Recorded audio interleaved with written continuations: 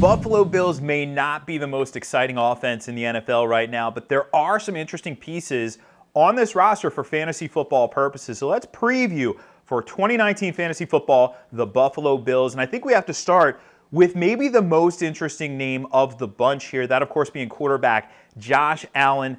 Expectations last year may have been relatively low for Allen. We knew he was going to get on the field early considering his draft pedigree, but I don't think anybody really expected him to be as good on the ground as he ultimately was. Allen puts up 631 rushing yards, which was second at the position, and led all quarterbacks with 8 rushing touchdowns. So obviously adding crazy fantasy value. In fact, down the stretch, he was the number 2 fantasy quarterback. So he's capable of putting up big numbers.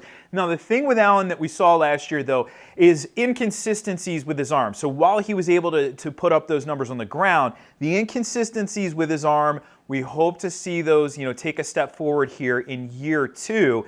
As for fantasy purposes, you have to view him as a late-round upside guy. I don't think anybody expects him to be the number 2 fantasy quarterback like he was down the stretch. But as a late-round dart, you pair him up maybe with a safer quarterback option, a Phillip Rivers, a Tom Brady, a Kirk Cousins, and now you have this major upside with Allen as we saw last year, so that if he doesn't hit, you have the safe option. If he does hit, well, you have your upside option. It's not a bad strategy at all, and he is going in the late rounds as sort of a back-end quarterback too, round about the 20th, 21st quarterback off the board. Good spot to target Allen, and I think that when you look at the overall receiving core in Buffalo, it is a little bit better than last year's edition. It's not that much different, but the fact that they brought in John Brown, I think that may be a little bit underrated right now. John Brown was actually really good last year when Joe Flacco was under center. He was actually a wide receiver too for fantasy purposes. And then when you look at the production over the course of the season, Brown saw 14 end zone targets. For a smaller receiver, that's a big-time number right there. Actually bodes very positively for him this year, being paired up with Josh Allen. The thing about last year, don't look at Brown's overall numbers, because once Lamar Jackson took over, his value basically disintegrated as the team became extremely run-heavy from Week 11 on. So now Brown, paired with Allen's big arm, I think I'm taking plenty of shots on John Brown as a late-round wide receiver option. I don't expect, there's going to be at least 50 wide receivers drafted before we're looking at John Brown. But at the very end of your drafts, with Allen's arm, Brown's upside, it's not a bad dart to throw whatsoever. You have a couple other receivers here. We're looking to see, is it Robert Foster, is it Zay Jones who earns that job? Foster put up some big-time numbers in limited work last year. We saw a couple 100-yard games out of him. We know he can flat-out fly. Zay Jones hasn't really materialized to the draft stock, but there is potential there with Zay Jones. So we'll see what happens with those two. The team also did bring in Cole Beasley, but not much fantasy upside there with Cole Beasley. Really, John Brown is the guy who you want to target in the late rounds.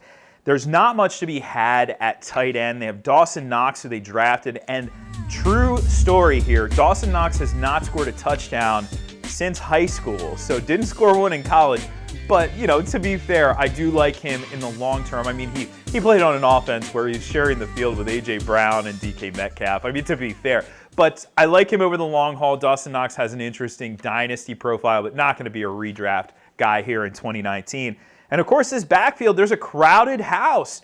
LaShawn McCoy, his best fantasy days are certainly in the rearview mirror. We've seen him decline over the last 2 years, now well north of 30 years old.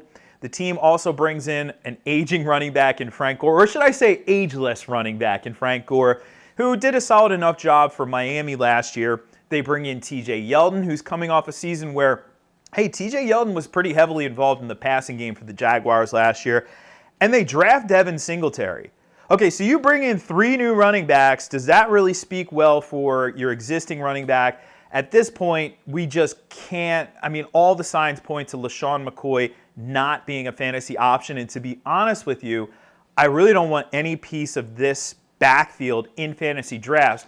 That being said, I'm going to keep my eye on Devin Singletary. He put up some big-time numbers at the college level. Didn't necessarily test well in the pre-draft process, but in the same right, he's a good football player. If he gets an opportunity in this offense that could be potentially explosive at times if Josh Allen takes a step forward, then Singletary might be a sneaky late-season guy we want to keep our eye on.